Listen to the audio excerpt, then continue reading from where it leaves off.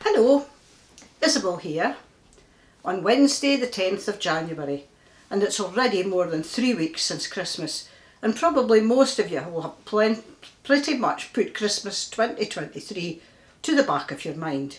But for me, it was a Christmas I will never forget, and that's what I'd like to talk to you about today.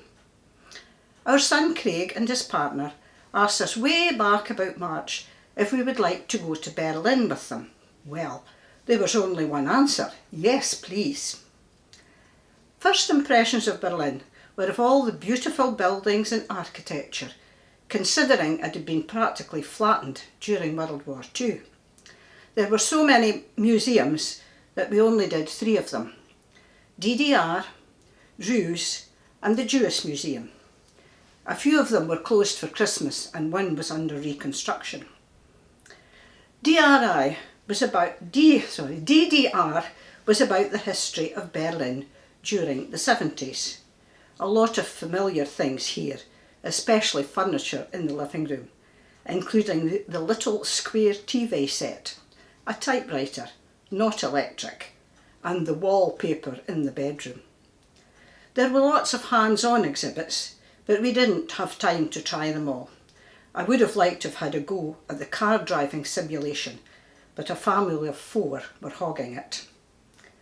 The News Museum, another beautiful large building, housing mostly artefacts: Greek and Roman sculptures, Egyptian, Byzantine and Romanesque Gothic Renaissance, and some classic artworks. There were all sorts of models of furniture, clay, pottery, glass and church articles. A bust of Nefertiti, Queen of the 18th dynasty of Egypt, had a room all to herself.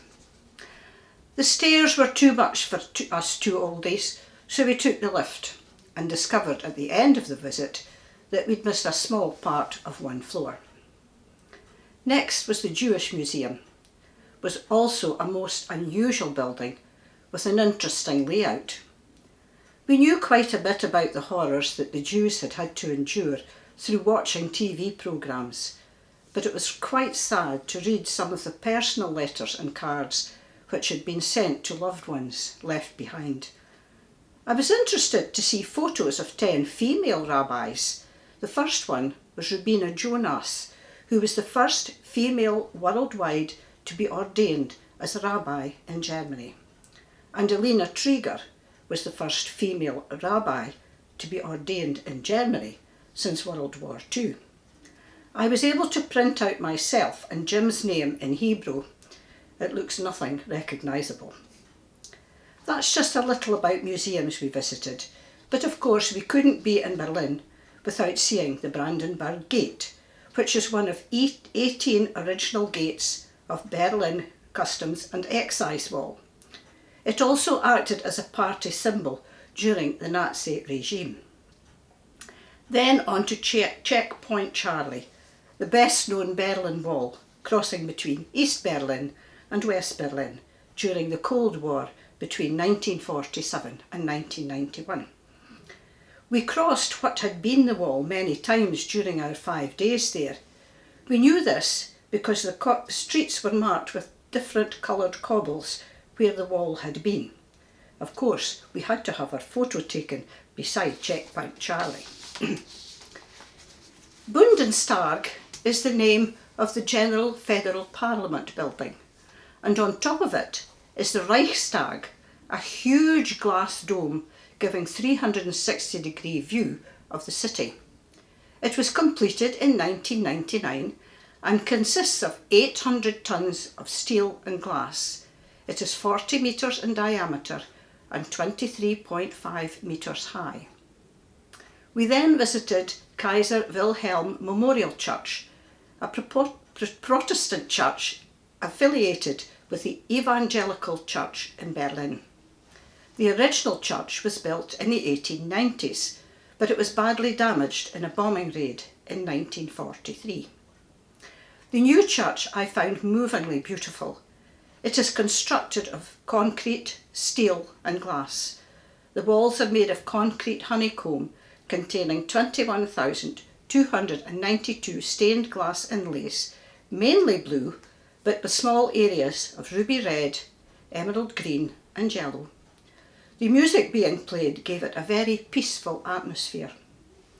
Another must was to visit the Christmas markets, and we managed a few, one which we had to pay admission of €2 each. What a magical sight! All the little wooden huts lit up with all the bright sparkling lights, selling everything from woolen gloves to hamburgers and wooden ornaments to hot chocolate topped with cream.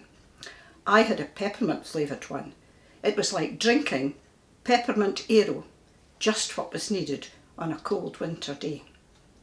We walked everywhere, and apparently we averaged 10 miles a day, and on one particular day probably even 12 miles. But the biggest thrill of our visit was our Boxing Day dinner, enjoyed in the revolving restaurant 207 metres up the TV tower. The tower itself, at 368 metres high, is the tallest structure in Germany and the third tallest structure in Europe. Yes, what a memory to last us for the rest of our lives. Best wishes to you all for health and happiness in 2024.